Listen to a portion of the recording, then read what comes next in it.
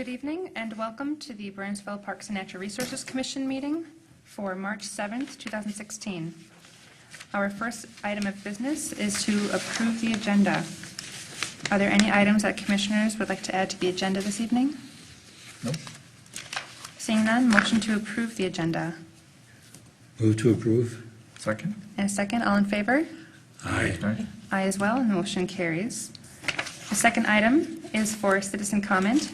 Is there anybody who would like to address the commission this evening?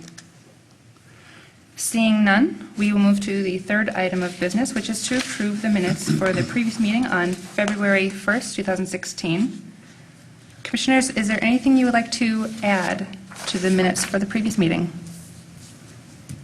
No. Anything from staff? Nothing from staff. Okay, seeing none, do I have a motion for approval? Move to approve. Second. And a second, all in favor? Aye. Aye. Aye as well, and the motion carries. Our fourth item of business this evening is to review the park's capital improvement projects planned for 2016, and to present that, we have J.J. Ryan.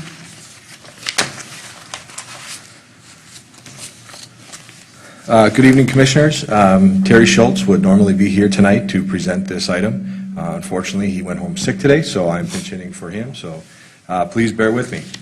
So our parks capital improvement plan for 2016, you've seen the 2016 to 2020, but tonight we're just going to be talking about 2016.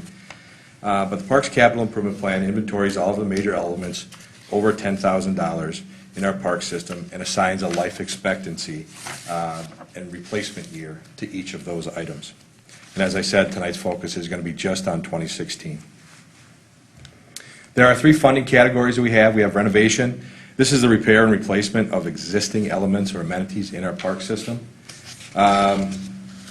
In this area, general park amenities, these are things that end up broken or damaged over the course of any year. Our bicentennial garden fountain, the landscaping renovations that started last year, we have $40,000 budgeted in the 2016 budget for the continued work and landscape work over there. Commissioner Nachman is serving on that committee, and I believe you have a meeting next week. Is that what you're telling me? So the committee's meeting next week to review, again, to continue the review and study those plans. Playground borders over at Coventry Park. You may notice the Crosstown West, the spray fountain in the pond out there, that'll be replaced this year. We have a reforestation project out at Kramer Nature Preserve. Repairing tennis courts out at Loch Levon. Usually over the winter we have a few courts that have cracks, and this will be sealing those up and repairing those. We've been trying to get the stairs done over at Neal Park. There's a lower level and an upper level at Neal Park, and getting down from the parking lots down to the ball fields is kind of difficult. Those stairs are wood, railroad ties. They've been the original stairs to get you down the hill, so it's time that those get replaced. We'll be developing a water feature at Nicollet Commons Park, our water feature capital plan for the park. And then the park sign replacement program. You've already seen the park sign, the options. You've weighed in on those. 2016, we'll begin replacing those signs. I believe we have 6 or 8 of them scheduled for replacement in 2016. Looking at the signs first, that we're going to start here on the Civic Center campus, and then look out into the park system and see which signs actually have the most need and try to take care of those right away too. And then the other item here is the renovation or replacement of the Loch Levon concession and restroom building out at Loch Levon. And I'll talk about that when I get to the end of the presentation here. Our next item is park improvement projects. These are significant upgrades or additions to our park system. Again, the skate park is listed here. We talked about this last month, and to date we've received $60,000, about $60,000 in donations, and a large portion of that coming from the Burnsville Lions Club, so again, a thank you to them. At Hollows Park, we're adding railings and stairs and a new retaining wall. Security cameras are going in down at Crystal Lake Beach and around the Alamagnet Park Maintenance Building. And then so there's some general improvement matching funds as well allocated here. From time to time, we have community groups that come forward and are looking to do a project in the park, add a shed, or do some other type of work. I think we had community gardens this way, and so we want to be able to help them out and improve our park amenities in that way. And the third area we have is the Big Rivers Regional Trail. We have $165,000 left in our fund for that project, to finish that project off this year. It's just the city's remaining contribution towards that project in partnership with the county. And they're also going to be working this year on the section from the power plant over to Cedar. So hopefully they'll have some progress and great conditions to get that project wrapped up this year as well. So as I mentioned, I was going to bring this back. Commissioners, throughout the year, we bring projects back to you. We just did the skate park. For the remainder of 2016, you will see the Lac Lavon concession building. That will be back before you at some point. You've also received an email from me earlier this week, an invitation to attend the City Council work session on March 15th. At that meeting, they've invited the primary users of Lac Lavon, team managers from our adult leagues, tournament hosts, and people that have other events that take place down at Lac Lavon. Council is looking for their input on how to proceed with the building. Given the fact that it's a big ticket item, they want to know that for sure it's something that we need to do moving forward. And so Council's holding a work session meeting with general public to find out their input. We'll take that information, we'll bring that back to you in the form of well, knock on wood, hopefully we'll have some type of project coming back before you and at some later date this summer. And then the other thing we've talked about already as part of our work plan, the park system master plan update. It'll be a minor update, but we'll be reviewing that together in work sessions throughout the remainder of the year. And with that, Commissioners, you also had some additional information in your background packet. I'll stand for any questions if you have any other questions at this time regarding our Parks Capital. Commissioner Tallgren. Can you go back to the repairs? Yes, renovation, no. Yes. Most of these seem like safety things that you guys are updating or things we've talked about before, but a couple of them I wasn't quite sure is the reason for the renovation. The playground border, can you describe more about that? And then replace the spray fountain? Sure. So from time to time, we've been upgrading the borders around our playground areas. In years past, they've been railroad ties or some other type of material that's no longer considered safe. And so we've been putting in like a concrete curbing around those playground areas. It helps hold the material in place and provides a nice border for mowing and park maintenance and things like that.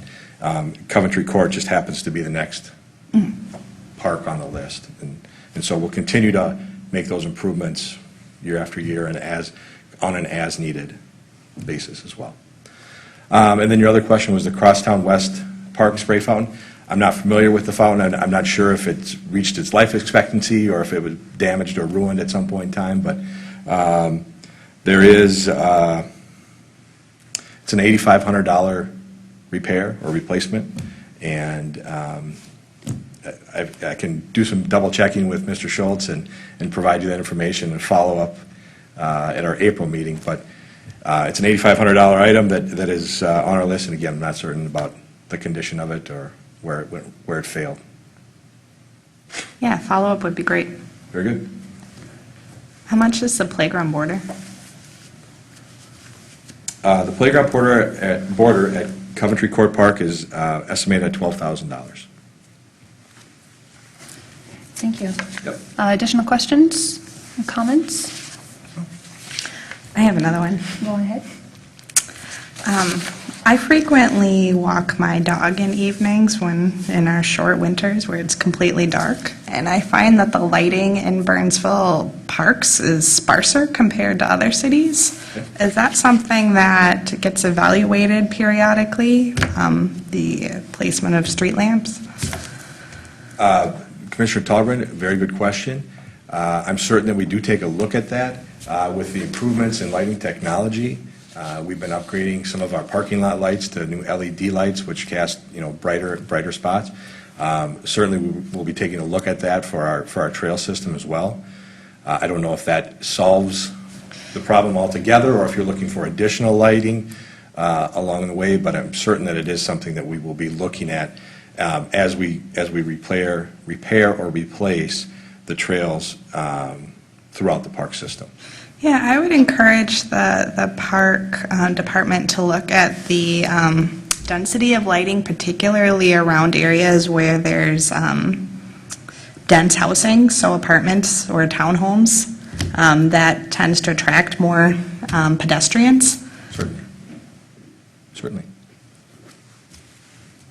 Thanks for your comments. Anything else from commissioners about application in front of us? Commissioners, if there are any other concerns about any of these projects or proceeding with these projects, I'd love to hear them. If not, we're looking for a recommendation or a motion to move forward on these projects in 2016. I move that we go along and proceed with the projects. Okay, we have a motion, Second. and we have a second.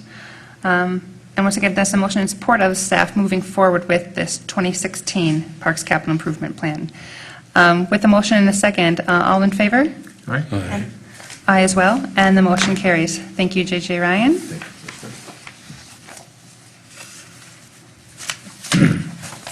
That brings us to the fifth item of the evening, which is miscellaneous. And I think we have an item. We have a couple items here, Commissioners. Our next meeting is scheduled for April 4th. And then I would also like to update you on the fact that on February 2nd, our City Council did approve our work plan. Commissioner Kiefer presented that information for us and did a fine job with that.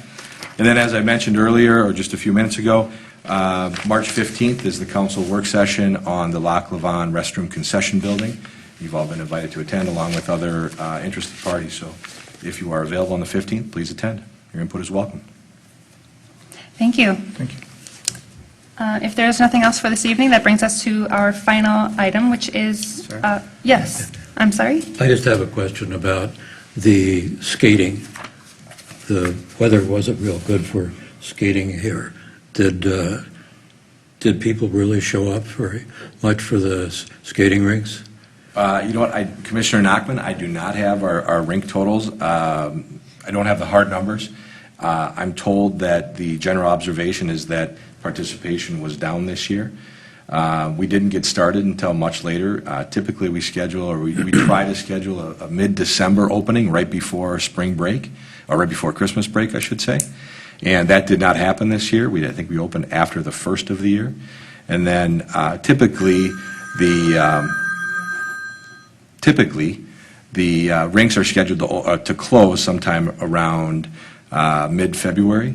And again, with the warm weather, we were not able to extend the life of the skating season. So we'll have to get those final numbers, and I can report that back to you in April as well. Just curious. Thank you, Commissioner Nachman, for that observation. Are there any other items that people would like to discuss? All right, seeing none, that does bring us to our final item of the evening, which is formally adjourning. Do we have a motion to adjourn? Right? And a second? All right, all in favor? Aye. Aye as well, and the motion carries. That brings us to the end of the meeting. Thank you all for attending or watching the Burnsville Parks and Natural Resources meeting.